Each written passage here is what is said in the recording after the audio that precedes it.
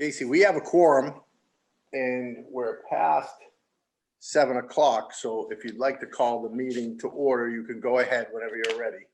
Yes, remind me, I need to make a motion to call the meeting to order, or do I just call it?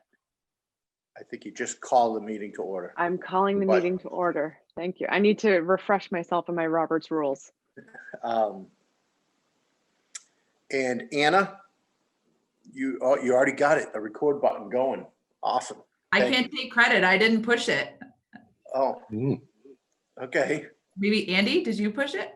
Not me. Oh, well, then I will take credit. Okay. So just to go over a couple of ground rules, and just some things for people, Recreation Commission, and that the meeting is being recorded. And that if we do take any votes or during tonight's meeting, we should go through with a roll call for that, for those votes rather than the traditional just ayes and nays, because there's just enough noise and things going on. We ask people when they're not speaking to keep their thing on mute. A couple of times tonight, Anna's going to share the screen with a couple of presenters for tonight, and so they'll control the screen during that time. And I don't think I have anything else for kind of housekeeping. So the first order of business is for review and approval of the minutes from September 29th. Thank you, Anna, for sending those around. Does anyone need some time to review, or are we good to move on them? I'm good. No comments. Jen, how about you? Do you need a minute to review them? You're muted, Jen. Okay. Sorry, thanks. I did read them a couple weeks ago whenever Anna sent, and I approve as well. Yep. Okay.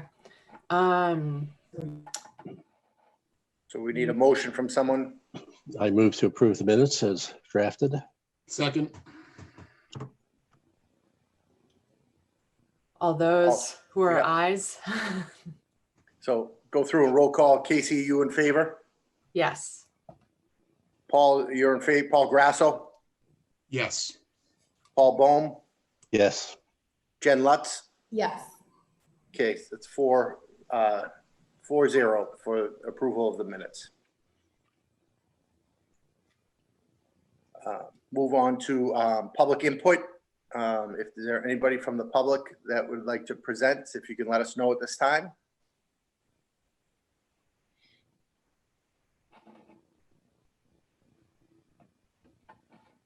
For those of you who are here who aren't Rec Commission members, do you just want to introduce yourselves? Or I know some of you may be on later on the agenda, but just a brief introduction. Hi, I'm Carmen Jacquier from the White Pond Committee. Unfortunately, my name is saying Jerry Romano, and I forgot how to change it, but I'm just here because you have White Pond on the agenda tonight. Thank you. It just, if you can go down to participants, click on your name, and under the more button, it should say rename if you want to do that. You can't, I can do it from my side too.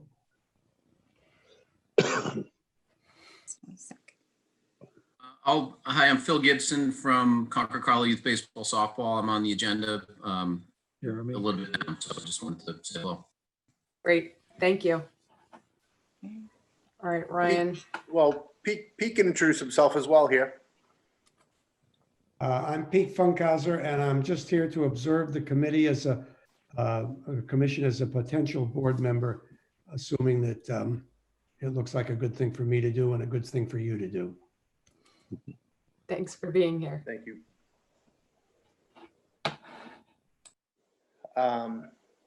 So I don't think we have anybody looking for public input right now. Doesn't seem that. Just trying to verify that. I'm doing it by my iPhone because I left my laptop on the desk at the office. So no public appointment. Just scrolling through, I like to list the appointments down on the agenda on a regular basis. And Paul, I forwarded to you when your appointment ends, Paul Bohm, that it's the end of the month that town meeting is in 2023. Thank you. I'm official. Yeah, so that's when his will expire for that position. So, and then everybody just has those terms there in front of you, just so keep them as friendly reminders. And then the first main thing up on the agenda is the Little League baseball, and Phil Gibson to present. Phil, do you want to share the screen, or do you want to go without sharing the screen? I think I'll just talk through if that's all right, Ryan. Okay.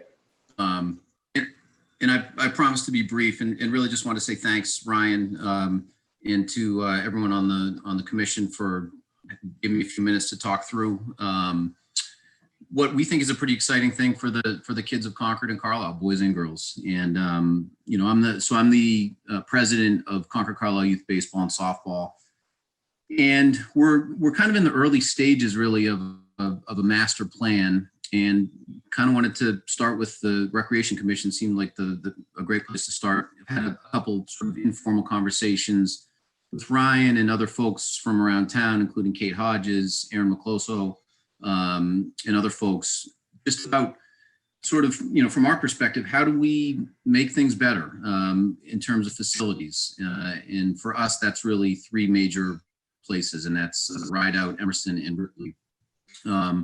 So my hope tonight is to sort of present all of you with some ideas and hopefully get some support from you. And then, know that there's a more formal process that will follow in terms of hearings and boards and other things around town.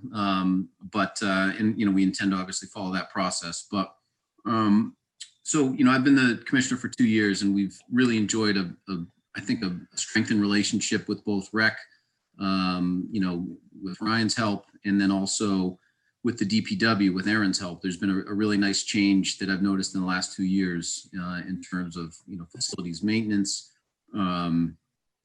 efficiencies that we've been able to sort of kind of enjoy with the town's resources. And it's really benefiting at the end of the day. We have over 400 girls and boys from Concord and Carlisle that are playing in our various programs, and those run spring, summer, fall, and even winter. But what we've noticed is there hasn't been a lot of reinvestment on anyone's part really in the facilities. There's been obviously some nice changes at Rideout in the last few years, and I know there's more coming at Emerson. And what we would like to do is to talk about a multi-phase approach that is going to, we hope, upgrade all of the facilities. So, I sent around something a little earlier in the day, but, just to kind of give everyone a quick idea, and I can follow up with a more formal list so that you can refer back to it. But I guess I'll break it down into sort of, 2 phases, or, sort of 2 facilities really. And I'll start with Ripley. So we've already invested, CCYBS has, in Ripley. It's our premier field. It's gone from being a good field to being one of the better fields in Eastern Mass. And we want to take that even to the next level with a multi-year improvement plan. So to date, we've invested in some infrastructure and we'll continue to sort of chip away at that. Again, in partnership with the town, there's some more things happening this fall that will make the facility even more usable for, we use it for kids from pre-K up through 5th grade currently. And this fall, we're going to expand it so that it will be more usable for our 6th graders or 12U kids. Again, the goal being to make that field, accessible, flexible, and highly usable. And so, we've sort of got some stuff underway, and we've already invested on the part of CCYBS about $10,000 in Ripley over the last 12 months. The next big thing for us is lights. So, for those of you who, have traveled, seen other towns, other facilities, we're really probably the only town that I can think of that doesn't have a lit baseball and or softball field. Obviously, what's gone on at CCHS with the 3 turf fields has been a huge change for those of us who grew up in Concord, that we've noticed. We want to light Ripley. We think it will further enhance that facility, make it more usable for more kids. And again, that's our goal. So we have begun that process very sort of, recently. We'll be fundraising for it and intend to fully fund the entire cost. We're not going to ask anyone for anything in terms of from town or CPC, but we think that that's sort of our logical next step. And along with that, in consultation with Ryan and Aaron and others, it seems to make sense that the final step following the lights would be some kind of a bathroom facility. There are some challenges in terms of sewerage and all that, but we think that would be sort of the final piece to making that a really great field. I've coached there a lot over the last 4 or 5 years, and it's always a little uncomfortable when grandparents come to watch their grandkids, or folks need a bathroom, they have younger siblings and there's nowhere to go to the bathroom, which seems crazy for a facility that will get used as heavily as that. So that would be sort of what we see as the next 2 steps, lights and then hopefully bathrooms. So I can stop there, and if anyone has specific questions about Ripley before I move on to Emerson and Rhino. Quickly, are there spectator stands right now? I haven't been over to Ripley in quite a while. Are there? There are. So there's 2 sets of spectator stands, one kind of adjacent to the home dugout, one adjacent to the visiting dugout. We're actually exploring some kind of an earth berm that we think would be, sort of give more of a kind of a natural setting for folks to view the game. The sight lines are not great there. And, we've had games where there's as many as 150, 200 people. And there aren't great places to watch from. So that is, Paul, a good question and something that we're also looking at. Mhm.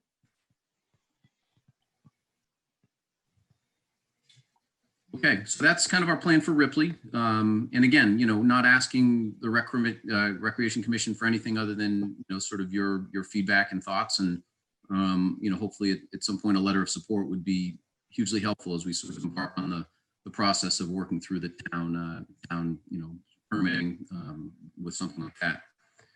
So at Emerson, Emerson's kind of an interesting case. Traditionally had 3 baseball fields and now has, kind of a large baseball field closest to Stowe Street. The middle field is kind of so that's traditionally used by 7th graders and up. The high school team played there for years. They haven't for the last 6 or 7. The middle field has been a kind of a specific field for 6th graders. And then you've got the softball field on the Thoreau Street side. What we're proposing is to further enhance those facilities as well as part of the Emerson reboot. And in our proposal is to make the middle field a softball field, a really nice premier softball field. Our softball program K to 12 is very strong.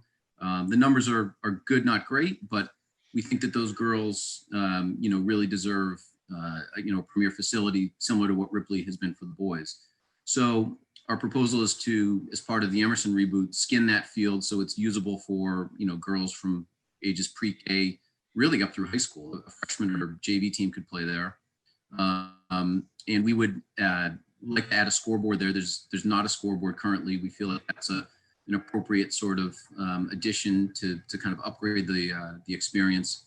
And then also potentially do some other minor upgrades, as we go at Emerson. They could range from, a simple foul pole down the left field lines that fronts Everett Street to some backstop padding that's sort of makes the playability even better.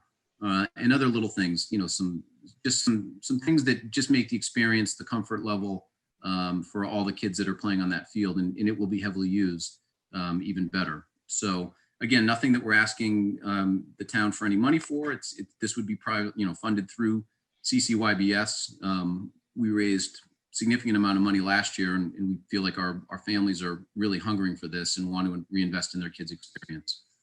And then I guess the final piece would be at Rideout. Similarly, we purchased batting cages that the town has been really good and promised to install. They're adjacent to the tennis courts, for anyone who's been over there.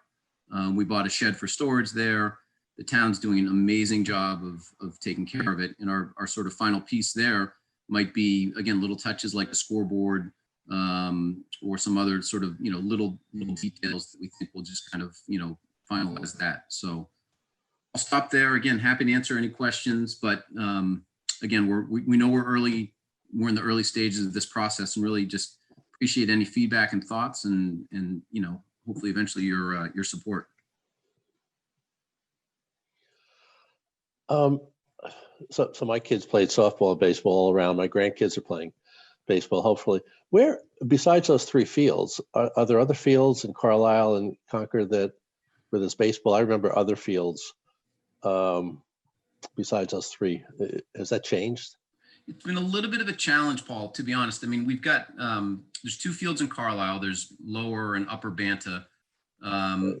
They've been used somewhat for both sports. There's sort of a baseball and a softball field. We used to use fields at Willard. There was a field constructed at Willard when that building was built. That was probably 2010, I guess. There is a field at Alcott that was constructed when that school was built. Thoreau has a backstop but no field. So we will use those as needed, but we're really heavily using all 3 diamonds at Rideout, the diamonds at Emerson, and then Ripley is used constantly. And again, we'd like to use that even more given what a great setting that is. So we feel like we've got a sufficient number of fields. We feel like the condition and quality of them is as good as it's ever been, thanks to Aaron and Eric Shaw. We just want to sort of, and we've got enough flexibility built in with some skin fields that can be used for, a 2nd grade sort of boys baseball, and then turn around the next night and be used for 8th grade, girls softball. Those skin fields, like the one next to Thoreau Street at Emerson, is a very flexible field that can be used for many things. And we like flexibility because numbers, change, in terms of our enrollments. They've been up recently, which has been great. So we feel like this plan will just make what we've got even better and give us a sufficient sort of in really good quality of fields. And the last question I had, I'm not familiar with sort of the structure and the governance. You're not part of National Little League, is that correct? You're an independent. Correct. We're at Cal Ripken. And I asked that because do we entertain inter-town tournaments? Are there other users outside the town for those fields?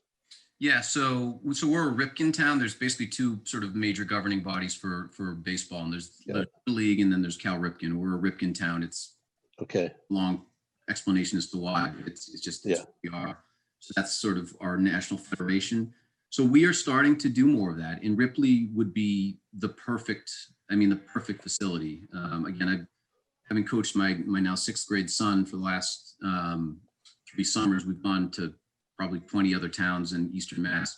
Ripley is as good a field now and will be the best field when we're done with it, we think.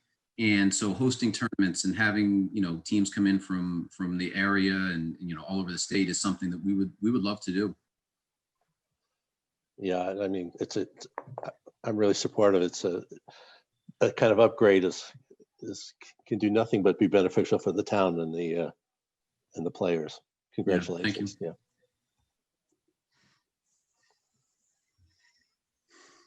Any other questions? I'm happy to talk through any specifics and again, I'll follow up so folks, can sort of get some visuals and thoughts, as to what we're doing, but we're really excited. I mean, there's a great energy. We've got a huge volunteer contingent that's really invested in this. And I think for us, it's, again, we're just excited to kind of move forward with a different kind of energy than maybe had been, part of baseball and softball in the past. Thank you for sharing the updates and the plans going forward. Just checking with Ryan, for major improvements, what is the process in town that Concord Carlisle Youth Baseball would be going through, and what would that look like? So, for them to go through that, that's Phil started a call with Kate Hodges to kind of talk through and hear out what each of the steps would be. So for something major like lights, Kate was going to be working with Phil and getting back as to exactly what steps would be in regards to who needs approvals and not. Certainly being at Ripley is a different animal as well, because it's kind of a town facility and kind of a school facility. So we got to kind of work through who Little League would have to get in front of there on each of those two levels. And then to what steps would be needed, whether it's planning and zoning, building commission, whatever steps would be needed to do that, and how to get in front of those audiences, and get on those agendas and kind of go through those processes. So I don't know the exact steps of it, but I wouldn't be surprised if you saw it at a school board committee meeting at some point in time. But again, that would be up to the school district and superintendent's office. So I don't know if those decisions are made at the superintendent's level or the school board level. And that would be decided by her and her team. And then, like I said, I would imagine there's elements at it, whether it's building or planning and zoning when you're talking about the lights component of it. She hasn't got, we haven't got the exact answers nailed down from that, correct, Phil? Back from Kate. We're just kind of, she just threw out the first step for her was to say, I want the rec commission to hear this and be cognitive of what Little League's looking at for the plan, because that's going to be one of the questions that people are going to come back to is going to be, have you talked to the rec commission about this? Have they seen this and been aware of it? Yeah, thanks. So we're really, and Ryan's been obviously great, and Kate, we're sort of looking for, for guidance as we kind of navigate this. This is, obviously new, we're doing some things that have never been done. And so we're eager for any feedback and help that you guys can provide. So we appreciate that. Are the facilities going to be shared with other entities like the soccer program and other users? Are there other stakeholders in the development?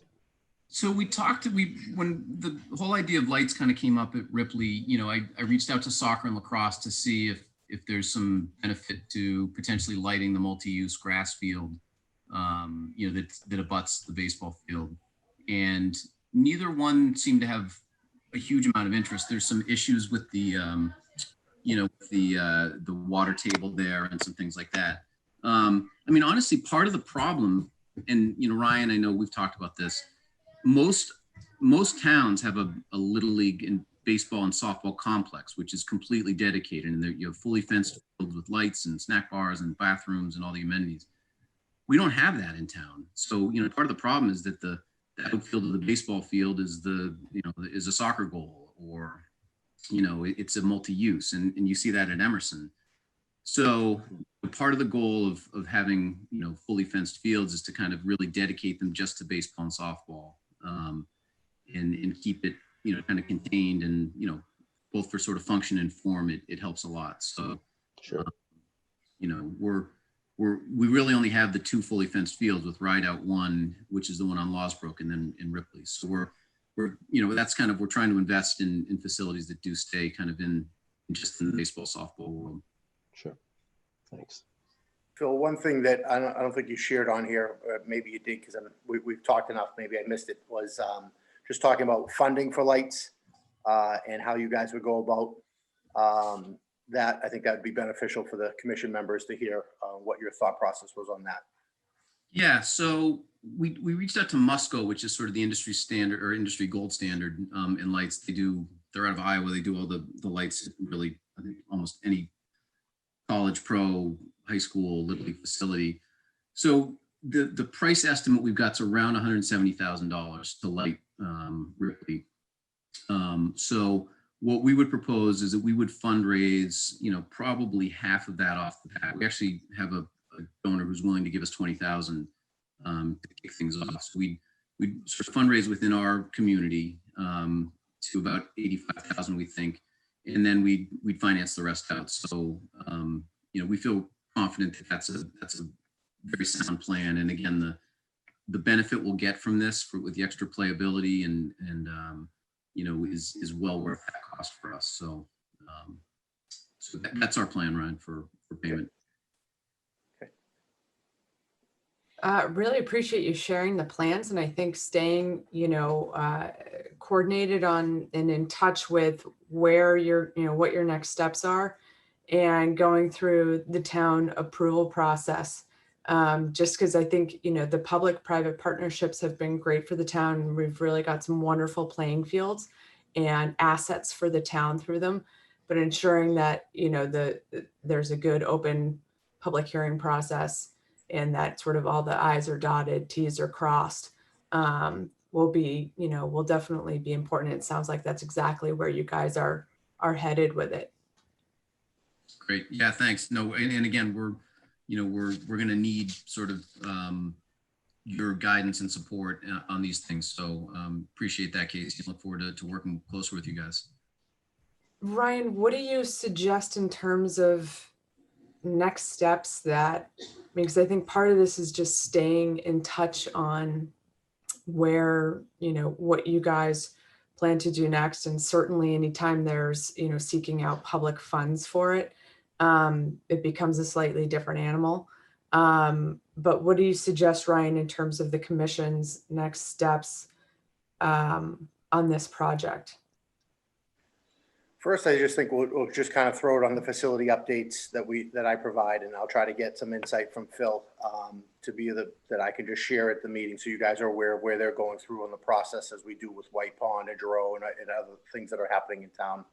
I think at some point in time, they'd probably get to a point where Little League would come for a letter of support, and that would be a time that the commission would really draw the line and say that, is this something we're putting our name behind on full support?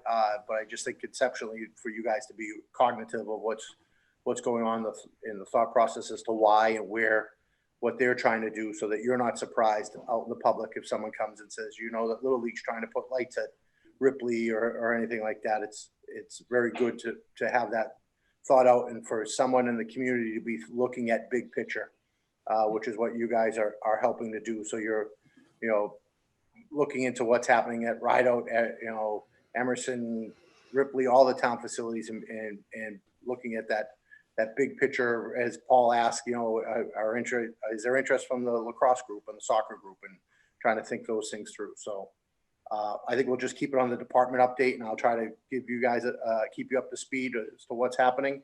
And then I think at some point in time, we'll probably be having Phil back when the pavement hits the tires, and you're going in front of either planning and zoning or school committee or somebody like that, and looking for support at some point in time. Does that make sense? Okay. Anything else on the Little League updates? Me, appreciate your time, everybody. Thank you. Thanks for coming on. Thanks, Phil. Thank you.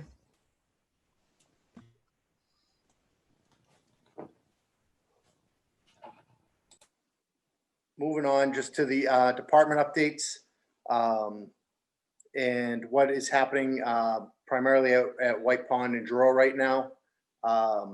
White Pond was presented to CPC this past week for additional funds through the typical CPC application process. And White Pond also has a public hearing that is scheduled for October 28th. Letter was sent out by the Deputy Town Manager's office to the abutters and to the White Pond Associates members. Jen, did you get one? You did? Okay. Yes. Okay, just making sure they got out the way we had intended them to. Yep. And that will just be what will be presented. There will be the discussion drawing that shows what the designers had envisioned, and be open to public discussion for people to provide their input and say as to what happens, what doesn't happen over there. As I've told you guys before in the past, a lot of what's occurring at White Pond is ADA accessibility, or just accessibility, I should say, in general, because getting down to the facility is difficult, both ADA and in general. So accessibility, which includes roadways and walkways and stairs And the other part of what's really behind what's happening at White Pond is stormwater management, and coming up with a stormwater management to help what's currently happening down the roadway and down the hill at the facility, and putting a lot of things in play that will really make major improvements there with the stormwater management. So that's, there's some small picnic areas, there's some small improvements in the parking lot of the traffic flow, getting in and out of the parking lot, not major overhauls on that either. It's still kind of that one-way traffic going through there. But that's what's happening next for White Pond. And then for Giroux, we have October 30th, the final bid documents will be coming to us. December 1st, we're hoping to go out to bid. And December 20th, the bids would be due for the Giroux construction.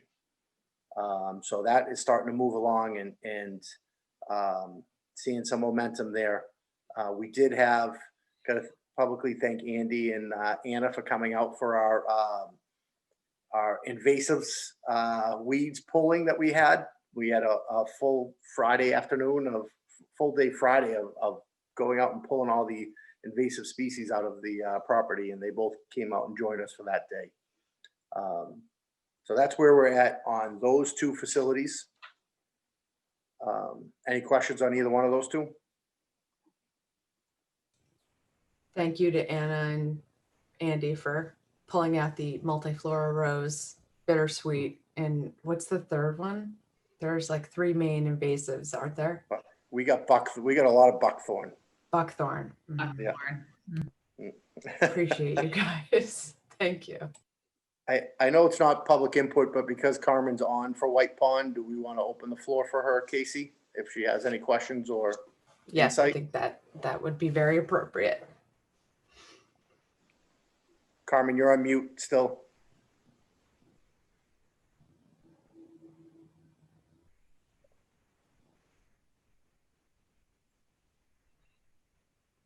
Okay, sorry. I have a cat that talks and he's behind me on the sofa, so I keep it on mute. No, we're just really waiting for the public forum on the 28th. Everybody's going to be very interested to be there because we had a lot of questions about,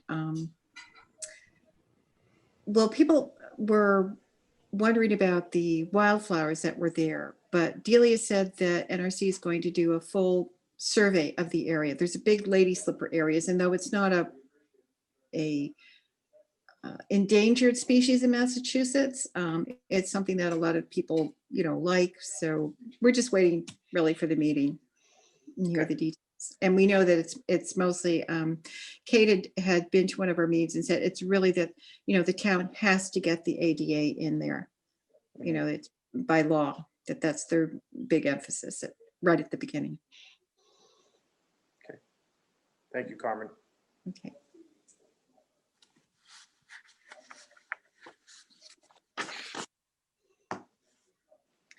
Next item for us is to talk about the NMI Star Mat redevelopment. And Paul Bohm is going to give us an update. So Paul, you want to be the screen share, correct? Yeah, let me. Anna, can you set that up for him, please? I think it's. Yep, it's all set. Am I set up? Okay. There you Yeah, go. We got it. Great, thanks. No, timing is pretty good because there is a site visit for interested commission members tomorrow at 10 a.m. So this is a good background for that. Full disclosure, and I think you know this, I'm kind of double hatted. I'm on the Recreation Commission. I'm also on the NMI Star Mat Reuse Committee, and that committee has been in business since the beginning of the year, ever since the final plans were developed for the cleanup of the site. The select board basically said we need a committee to figure out what's going to happen with that site after it is cleaned up. So let me just go through just some background here. Let me put this on slide view. And just give you some background for purposes of tomorrow's site visit and any other questions you may have. Before I was a commission member, I think I spoke to you guys maybe about a year ago. In looking at this strategic plan, which I know predates Ryan's heading the department, but in the plan, there was short-term, long-term, medium-term plans. And part of that plan described some long-term needs, which not surprisingly had recreational facilities, both outdoors and indoor facilities. So that as a backdrop, as the planning for my committee developed over the past like 9 months, recreation assets, call them, have been considered for various options. So I just want to go through what the committee has been thinking here. And what we started out by thinking we have a 43-acre site, and I'll show you in a moment where it is in case you don't remember where it is. And starting in about 4 to 6 years, when the cleanup is well underway or finished, it's going to be available for various uses. And the committee is considering a whole range of uses with a lot of public input to date. And we're still in the conceptual phase. So anything I talk about is very far from implementation or very far from even feasibility. So this is kind of aspirational, but it has a lot of input from some committees and from the public. It's a lot of money been invested in the site. It's going to be cleaned up to what's called residential standards. About half the site, as you'll see, is going to be left for conservation, residential trails that have some very interesting ecological assets for passive uses, hiking, etc.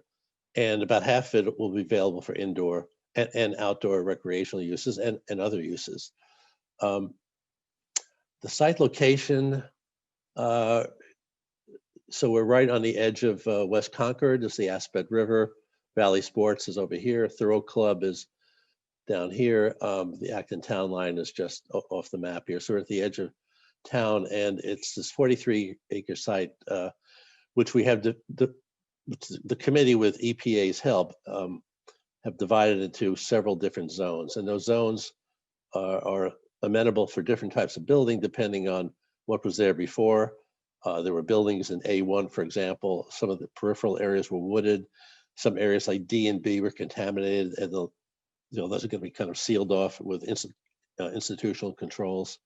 So there are about half of the site is available for building and development. The other half of the site, the C areas, consists of a very interesting sphagnum bog, which is a very unique resource. And what's important here is that adjacent to this site, the neighborhood of the site, so you have Thoreau Club, and there's a trail system, part of the Concord trail system called the Powder Mill Woods Trail System. Is right adjacent, goes up to the fence line.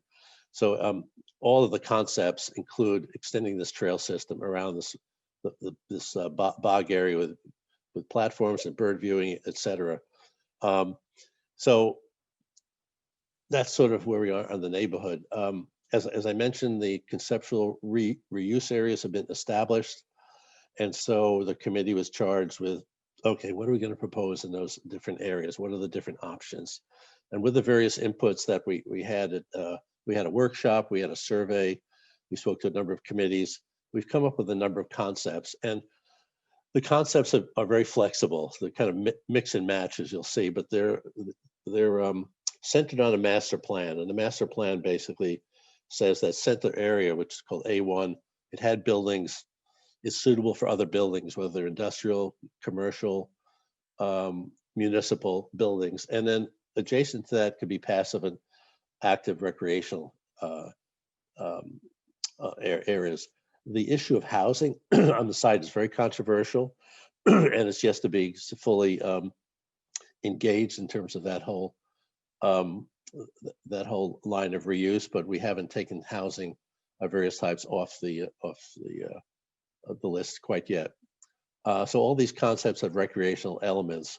As I mentioned before, the means and methods for development have not been established. So I just want to, if you walk the site, you're going to be entering sort of off of Main Street, and the trailers right here now. And then I'm going to ask them to walk us not at every nook of the site, because it's a big site, 43 acres, but in some of these areas where you see in this concept, the committee came up with sort of a multi-purpose community space, a community center with indoor recreation. One of the assets that I think came out pretty clearly in all the input is indoor walking, indoor track, something, to house sort of winter activities, whether it's a field house, a track, et cetera, some indoor recreational facility right here with parking. And then these are just kind of plugged in here. You'll see that these are spaces that are available for soccer, baseball fields. Some of these will be cleared. These areas are not contaminated. Some of these were contaminated. So this is sort of the one of the concepts. I'll call it multi-purpose municipal space as opposed to any commercial space. The other concept is also buildings, but this is more commercial, medical center, offices, et cetera. And here we also have recreational facilities, fields, perhaps some housing or perhaps some fields.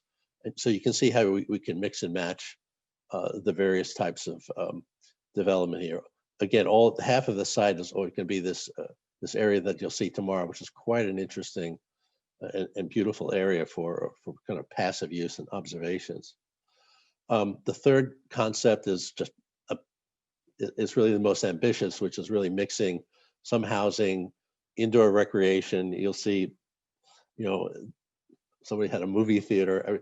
This is quite ambitious. Again, the trails, athletic fields. So we're trying to come up with different concepts ranging from the fairly simple to the more complex. Again, how these areas are developed and who develops them, over what period of time, and how it's financed. It's very early in the stage to kind of engage in that discussion. We'll be making some recommendations to the select board, what the next steps are and how to make those decisions.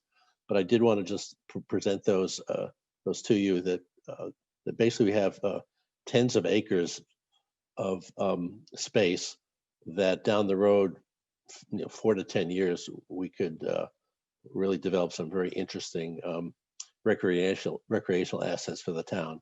The next steps for my other committee, which is NSRPC, we have a report to the select board by year's end with these concepts and recommending next steps. It would be good and helpful if there was a letter of support from this commission, basically saying that, yeah, we understand the plan and recreational assets should be considered for development. It's not essential, but that's something that maybe we can discuss a little bit more formally at the next commission meeting. If I could draft something up, I would recuse myself from that vote, of course, but I think that would be helpful to insert that. I think some of the other, the Housing Commission, some of the other stakeholders and some of those concepts will be inserting letters of support or letters of interest. I call it letter of interest as opposed to letter of support. And then finally, even though that we're 4 to 6 years out from really any active development, there are some people interested in lining up for different concepts, one of which I didn't include there, which is a cloud computing center and an environmental institute. There's a gentleman in town who has come up with an interesting concept, and he's raring to go on that. And so next year will be the time we'll start more advocacy and active planning and try to put some of these concepts into early motion. So that's what I want to discuss today. You'll see all this tomorrow if you're going to be out there. And if you have any questions right now, that'd be great. All right, I have a quick question for tomorrow. Yep. I know you mentioned we're going to park by a trailer near the entrance. I've never been here before. Is the entrance pretty obvious right off Main Street? Yeah. Yeah, the entrance, you find the entrance and you'll drive in there, immediately to the left, you'll see up a slight hill, a trailer, and the parking area is right there. So it's right near the entrance. Okay, thanks. And then we'll take a nice stroll around the periphery. So you can see, if you can close your eyes and see where some of these areas could be developed. We're very mindful of conservation and trees, and there's a lot of discussion about the trade-offs of taking down trees versus development. And so that, our report is going to include what's called a net environmental benefit analysis. And we've asked the EPA to do that for us, in a certain area, if we take down trees and use the clean fill from that area for cleanup of the site, what's the benefits of doing that versus hundreds or thousands of trucks bringing in fill from outside of the site? So there are internal issues. We're very mindful of the environmental stewardship of the site as well. Just a couple of things, Paul, is, so tomorrow has to be an official meeting. So one, we need to verify that we'd have a quorum. So it's 10 o'clock tomorrow. Jen, sounds like you're going. Paul, you're going. Yeah. Casey, are you able to make it? Yes. Okay, and Paul Grasso, are you able to make it? I cannot make it, no. Okay, we have the quorum though, so we have the three there for the quorum. Jen, you covered where to park. Paul is gonna ask what to wear. Are we like hiking through the woods type of thing? We may be on a dirt trail. I wouldn't wear sandals. I wear sneakers or shoes. I wouldn't worry too much about bushwhacking or anything like that. Okay. It's a well-trod pathway around. I don't know what the weather's going to be like tomorrow. I haven't looked. Anybody know? I think we're okay. I haven't seen rain in the forecast. Yeah, I'd wear a hat if the sun's out there. It's a lot of open space. Our tour guide will be the lead contractor, a guy named Bruce Thompson. He's great, and we've been working with Bruce, and he's sort of very, very much in tune to the redevelopment of the site. And so you'll meet him. Because it's an official meeting, I would say let's focus on the tour and questions to the tour guide, and then we can carry discussion to our next rec commission meeting. So that it doesn't have to be an array of minutes that follows out of the site. Not saying we can't discuss anything there on the site, but everything that we are going through would have to be kind of recorded down in the minutes too. So the more formal we can do it back at the next meeting, the better. Are you saying we're going to have to produce minutes or a description of the site visit? Yeah. Yeah, I mean, I will be general that a tour was provided by in the individual's name, and that, you know, the commission members ask questions and stuff. But if we sit down as a commission after and discuss like, oh, well, what if you put this building over here, you do this, and we're talking about that as a commission, that there would definitely have to be minutes recorded about that. And I just think it'd be probably easier coming back to the next meeting after seeing the site and be able to have the discussion afterwards and be recorded appropriately. Okay. Provides for a more transparent process because there can be Yeah. public participation and input. Yeah. Paul, I got a go ahead. quick question, Paul, that's been coming up for us is, well, it's not even a question, just a concept that something I've seen people addressing and asking for, and I think is in the recreation strategic plan, is mountain bike trails. It just conceptually just be knowing that you've heard that from the rec director, I guess, that as you talk about trails, and I know it's not always great to make mountain bike trails and walking trails be the same. But just the concept has been asked upon by multiple people, and I'm 90% sure, and I can confirm tomorrow that it's on the rec strategic plan as well.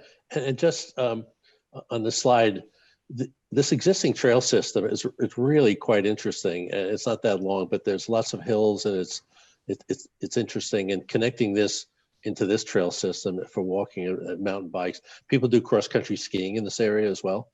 Mhm. So I think multi-purpose trails. Paul, are you able to send us that map or not yet? I can email the whole. I think he's going. Bruce Thompson will have a handout for you tomorrow. Great. Which map? The map I just showed you with Yeah, that one would be trails? helpful, just the overall layout of the site. Okay. What if I send you the whole PowerPoint deck? Is I that think that's fine. The slide deck. should I? Is that okay for me to send it to all commission members, or Ryan? Do you want to send that out? You're on mute, Ryan. I knew I would do it once. Yes, you can send that to all commission members. Okay. After the meeting, I'll send that right out to you. Paul, a quick question. Oh, it's not a quick one, but I know it's being brought up to residential grade because this is a national Superfund site, correct? Correct. So when it comes up to residential grade, that means obviously there can be residential housing on it. And you said that was somewhat controversial. I know sometimes there's just a balance that communities have to sort of take in terms of looking at the recreation needs and the housing needs. And I'm just, would love to make sure that that's thoroughly vetted in terms of the opportunity for more housing, particularly more affordable housing in that area. Well, I agree completely. And there's a strong desire for more affordable housing. On the other hand, there's a body of opinion that there should never be any housing there. Yeah. Now, why is that? All these sites have a certain stigma to them. We have to resolve that. I mean, part of our report is going to be how to overcome the risk communication part of this. But the concepts will have housing. What type of housing to be determined, but whether that's implemented or not will be decided by a whole number of decisions. And when we did a survey, the responses were split. I was surprised. I thought there'd be an overwhelming lack of desire for housing, but I think half the respondents, and it wasn't a huge survey, I think there was 70 respondents said housing was okay. I'm sorry, Paul, what percentage said it was okay? About half of the respondents. So it surprised me a little bit, but then, 70 out of, a couple of thousand, who knows? But so that whole issue is to be determined. But I agree, Casey, it's a very important issue for the town. I think you're absolutely right. The education piece on it. So like, what does residential standard mean really? And what does that mean compared to where we live now, if that makes sense? So I think EPA's residential standard is pretty high, isn't it? It's actually pretty low. Really? It is pretty low. That doesn't give me That the doesn't warm and make anybody fuzzies. feel better. No. Wait, no, I was expecting the high. I'm sorry. No, the numbers are low. The standards are high. The numbers are low. Sorry, we're talking about two different. Okay. The cleanup standards are at certain levels of contamination that are left in the soil. Those are low. It's a pretty Right. high standard. Low, yeah. Okay, so that's helpful to know to make sure we get right. Risk communication. Got to get the jargon right. Right. So even like as we would compare it to land surrounding the high school, which has which is on top of a former landfill, how does it compare to that? And being able to build those comparisons so that it wouldn't be a case of like, yeah, it's sort of sketchy and we, want to put some affordable housing on formerly contaminated lands, which nobody would want to, certainly would want to do. But I think that housing piece becomes an important conversation stone, which I'm sure you guys have. The whole process, the whole Superfund process went through so many iterations, town meetings, town input, and basically the agreement was to force EPA to clean it up to the most strictest standards. And that's going to require a lot of dirt being moved out and a lot of clean fill moving in. So it's a big process, and it's $250 million. It's a lot of money. And I'd like to see, it's an asset. We're paying it. Taxpayers are paying that, so we should be able to use it for any purpose. But there's more to it than the numbers. It's how people feel about it. So, yeah, and also to that end, Paul, there is some financial benefit, correct, in having your plan sort of together and ready sooner rather than later, or on time rather, because are there grant opportunities or some type of I feel like you had mentioned something to this effect last year, and I don't know if it stands, if it's the same thing, but. Boy, they're funding part of the settlement of for the site is something called natural resource damages, and that could be $1 million+ that come from the responsible parties. How that money is used, it's supposed to be used for specific restoration projects, and a restoration project is fairly broadly defined. Putting in a viewing platform, putting in a field for recreational use by the public compensates the public for the loss of those natural resources over the last 20 years. Yeah, so getting in front of that money, I've been watching that in particular. The specific uses of, how is something built or invested, or are grants available to that?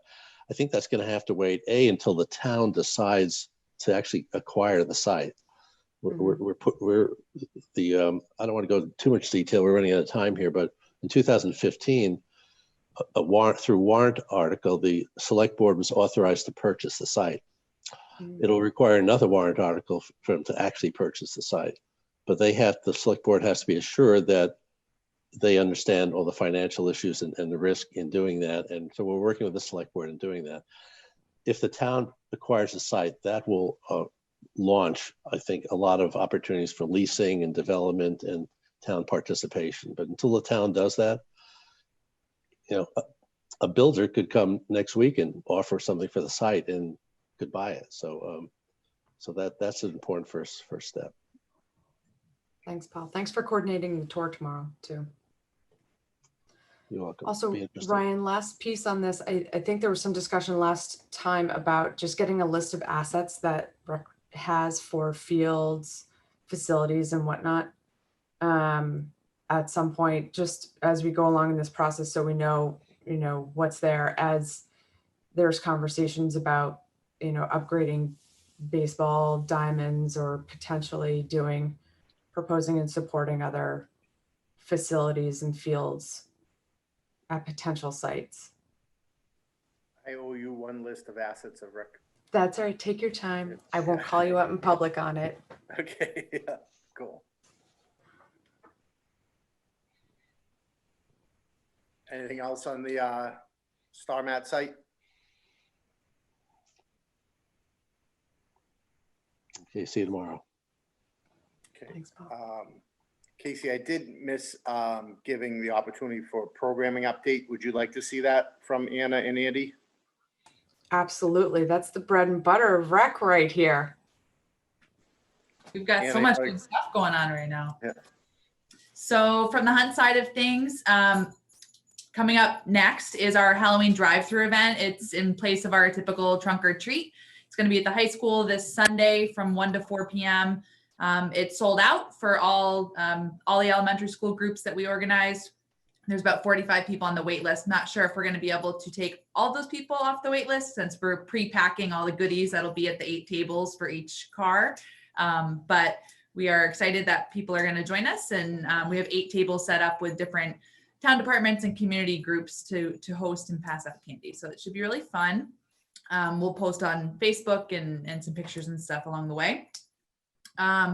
Looking at the remote learning programs, they're all, everyone has kind of started to say that they're getting their feet under them and that they're feeling better each week. Things are going smoother. We have schedules. The kids are learning their technology.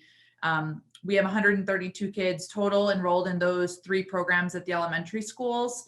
And then there's an additional 7 kids that have signed up for our Remote at Ripley program, which is the all-day learning opportunity, remote learning opportunity for town employees and school employees' children. So those are all running smoothly. Carousel continues to run smoothly as well with 30 kids enrolled this year. And that's been going really great. Things to look forward to. So we will be running basketball is one of the sports activities that if you do as a clinic instead of a competitive game, you can run right now. So we'll be doing youth basketball clinics starting in January. More information coming soon. It'll be more skills and drills and potentially inter-team scrimmages versus red team scrimmaging blue team on a Sunday or something like that. So we're looking forward to working with CCYB to host those. We're also exploring the ski programs again. So while we can't do or provide transportation to the mountains for the kids, we can have volunteers and staff at the mountains coordinating the kids, getting them into lessons, doing things like that. So we're going to be moving forward with the middle school age group, which is over at Wachusett. And we're going to see if Neshoba can match the safety precautions and stuff that Wachusett showing is in place and potentially offer that for elementary schoolers. So nothing is finalized for those yet. It's still a hopeful, but we're excited that we can even explore it at this point in time. We are going to continue with our adult pickleball program that's been running really well. They'll start a new session in January, and we'll also be adding on adult volleyball to the docket. So that's another sport that's approved for people to come back and play. So we're looking at getting our volleyball guys back. Additionally, for the winter, we're going to be offering private tennis lessons, which we've never done before, indoor private tennis lessons. So that will be great for youth and adults. And then we're going to be starting some esports leagues. So I don't personally know much about the esports leagues yet, but it is like video game based tournaments and teams and things like that. And there's a whole network of people in this area and in neighboring communities that are participating in these leagues. So we're going to try and jump on that bandwagon and see if we can do that. And then of course, we're going to start planning camp next month. So not really sure what we're planning quite yet, but Emily Madison will be overseeing summer camp. She's one of our new rec supervisors. So we're going to just walk her through what 2 summers could potentially look like, whether it's a COVID summer or a non-COVID summer, and start putting plans in place to hire staff and look at all those pieces. So that's all really good stuff. Visitor center wise, they are going to be open right now with regular hours through November 8th, and then Friday through Sunday through the first weekend of December. So if you have people coming to town or you're looking to get out and do something, they're offering daily tours. They also have special tours in regards to cemetery tours or bike tours. So those are both popular right now. The cemetery tours are sold out for Halloween, as you could expect. So they're getting a really nice response for some of those. And Beth also noted the cheese parade will be canceled this year, and we're going to start discussions on what holiday celebrations could look like. We're not anticipating it'll be the regular holiday parade, but we are going to try and coordinate something with the visitor center to get stuff out in the community. And there's also going to be a holiday shopping event, like a downtown on November 7th, where some streets will be closed, sidewalk sales, things like that. And the town's going to decorate a little early this year in support of that. So first weekend of November, they'll have the streets decorated and stuff. So that is the update on the hunt side. I just want to do a shout out to Anna on the drive-through trunk or treat. I know that was like huge. That was a lifesaver to a lot of parents who were like, we need something for Halloween because it's not going to happen this year. And Anna also personally walks people through the registration system. It wasn't for me, but I do know someone was like, thank goodness for Anna. She walked me through, or else we'd have nothing for Halloween. Marty planned the day of. So that's Marty Hutch for you right there. It's going to be really great. So thanks for that, Casey. Exactly. I'm wondering, Anna, if for like the holidays and stuff like that, would there be, is it just inviting more trouble to try to get people from the community to brainstorm ways to not replicate what the holiday tree lighting ceremony is, but you know, what are some other ideas? Because it's going to be a long winter, and you know, I think it's awesome that ski could be open and up and running. I think that will be a real game changer for people. But are there other opportunities to do, you know, outdoor or safe indoor activities, or even some of the drive-through holiday stuff in the future? Yep. So that's some of the stuff that we're going to be talking about in the next week or so. So Marty's going to plan monthly special events, whatever those might be. So right now, for instance, in addition to the holiday or the Halloween drive-through, there's a pumpkin carving competition that you can participate in on Facebook. So she's going to look at some small things like that to keep people engaged, snowmen, snow angels, you know, all that sort of stuff. But Beth and some of her folks have been talking about drive-through light shows or walk-through light shows. A lot of places are doing those this year. We've considered different opportunities to do a Zoom meet and greet with Santa or with some movie characters, things like that. So we are open to any suggestions. If you see something in another community that you think looks really great, certainly let us know. And as we do develop some concepts and ideas, we'll make sure to keep everybody in the loop. We also have gotten a lot of public input about trying to offer skating this winter. So we're trying to coordinate parties of play within the town departments, public works, facilities, et cetera, to see if it's feasible and something we can do. So Massachusetts just shut down hockey for 2 weeks. So I think a lot of things are going to be under review from here on out. So that's my phone's been blown up with that news. Did they So just do that, Paul? That just happened. So I was gonna ask you, Ann, about, is there like contingency plans like about basketball and volleyball? If they might start looking at all indoor activities, I would say. But yeah, hockey is definitely shut down in Massachusetts until November 7th. But if you have outdoor skating going on and it's not like interleague play across state, boundaries, that might make a difference, because I don't know, but maybe some of that plays into it. Yeah.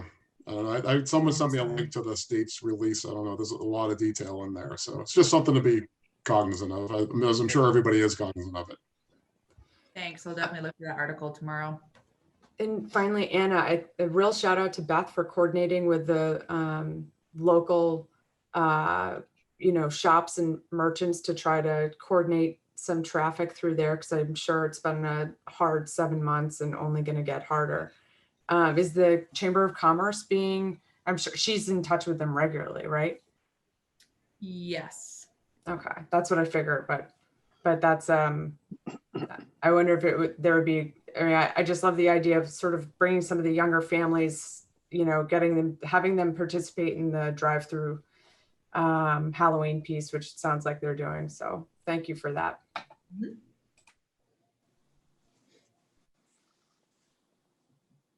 Okay, I'll jump into the beady side of the coin there. To touch on some events, we've obviously had a different fall / going into winter here. We did have our first Friday family fun night on October 16th, where we just invited our current membership families and any other membership families or outside families that wanted to pay a fee and come our way. It is really the one opportunity where people had a chance to, test our facility, have a little fun little outing. It was small attendance this first go around, but we're going to have another one in the future, with the hope of, again, giving people opportunity to do something different and, specialize with their families. We'll say 7 o'clock on a Friday night. We had a blood mobile this past Saturday, had about 50 donors, went from rain to shine, a very good event supported by a really nice family in the Mass General Hospital. So we look to do more of those, maybe not just be an annual event, but maybe twice a year. Future events, we're, as the BD Center, involved with the drive-through with the Halloween. So we'll have a table over there, and we'll be part of a chance to get the word out about us and sort of do the handout related to the candy and some flyers and whatnot. We're also going to be part of the Concord sidewalk sale piece that Saturday, November 7th. Have a table where we can hand out some free water bottles and, again, get some messaging out to residents that are walking the streets with all those good shops happening. We are starting a new program called Fitness for Kids. Obviously, we're challenged with space, but we're getting a trainer, getting in front of some youngsters and just giving them some insight into, working with small weights to agility to, flexibility and whatnot. We've had another small event, water PE that happened for the first time this year. And it's, 4 kids in the water right now that are just really working hard with a good coach of ours. So we're sort of playing off that water experience and trying to do a land activity again, and just give our families, some variety to work with as far as choices. And again, that second family fun night is going to be November 20th coming up. Currently, as far as groups in the house, we do have that bad diving group. The bird diving group came our way, Veritas swimming, and then Laura Diamond physical therapy. The groups were missing Lab, which was a special needs group in the area, Typhoon Swimming and United Swimming. Don't per se want those groups back in the door. We have some space challenges right now as we're getting a little busier. So it's nice to have a little bit of options to work with when we reduce occupancy within our pools to give, again, membership opportunities to spread out and come in at different times. The future group coming, just met with them the other night with a Zoom meeting, is the Concord High School swim and dive team. They're still working with the town and the state and their different leagues as far as what they can do, but they're watching what's happening with the current fall teams, and with it will most likely start after Thanksgiving again with a different program. It's just going to be lower numbers. There's going to be virtual meets versus in-person meets. But again, another piece that we're used to coming our way is just come our way a little bit differently. So working with the high school AD and the head coach on those pieces to make sure that it goes smooth and doesn't impact our facility too much. Touching on membership, we were on pause with our membership throughout this summer for $1. Basically kept their account active so that we could work with them. We advertised through the end of the summer. We extended that another month to October 19th. So that $1 pause for all our membership group just ended. So right now we're dealing with those people coming back to those people having concerns in regards to what they should be doing. Obviously, some cancellations are going to be in that mix. So we're going to be in transition for probably the next month and a half as those people sort of get a hold of coming back to the BD Center and all that it means, with some differences. It's a re-education. It's an education for everyone who comes in the door as far as what our spaces look like and how to make a reservation. We do have a pretty good website, so if you want some time to check it out, look at some of the videos that we have, some of the documents we have. We'd love some feedback. If there's anything that's confusing to you, it's got to be confusing to others. And we could certainly continue to try and improve those things. Our day pass and our guest passes are still on hold, so we're focusing on membership right now. We don't know when the 10 visit passes will come back as well. Those are something that we've had for a couple years. We're definitely on hold with those until 2021, but we still need to manage that group that invested in an access piece that's currently not in their hands. Just on the membership numbers, we are at 437 on September 27th. As of today, we're up to, as of October 22nd, we're up to 508. So that's about 71 additional members came our way in the last month. Again, we're in a big transition piece right now, so the numbers are all over the place. Hope to have better hold on things when we report back in about a month. Thanks, Andy. Yep. Jump in quickly. Andy talked about the videos. It's worth going and looking at the BD safety video that they put up online that just tries to let people know some of the safety precautions they're taking over at the facility. And then additionally, Sue at the front desk at Hunt today got a great compliment about BD that someone called up. We fortunately don't know where they're from, so it doesn't sound as bad, but they said they feel that our facility is cleaner than the hospital they work in. So it's a very good compliment to Andy and his team as to what they're doing, and or cleaner and safer than the hospital that they work in. So they're doing good precautions over there and doing things to make people feel comfortable as they come back on site. So well done to that crew. Next thing we have is reports from liaisons. I don't see Matt on for the select board. I knew that Dick Jameson had a finance committee meeting tonight, so he wouldn't be on. And so, Paul, I think you're the only liaison we're looking at with CPC.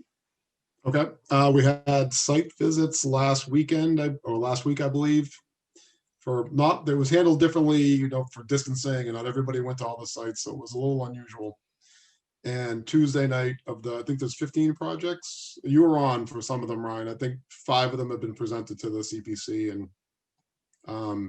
so there'll be 5 for each Tuesday for the next couple of weeks. Since been pretty interesting array. Recreation had a lot of projects that came up and discussed already, and I think White Pond particularly was well received last year. That was a little bumpy, but I think this year it was a very well thought out and very well presented plan. I thought, Ryan, anyway. I know I'm a little biased.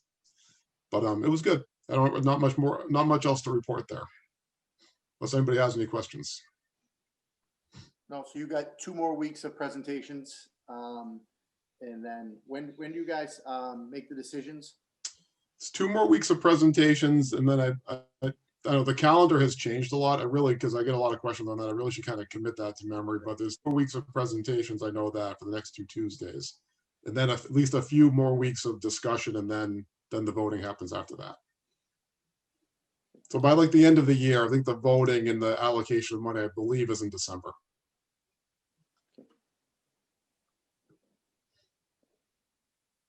And that's all I got. Okay. Next item is just if there's any more public input. I think we have Pete and Carmen on.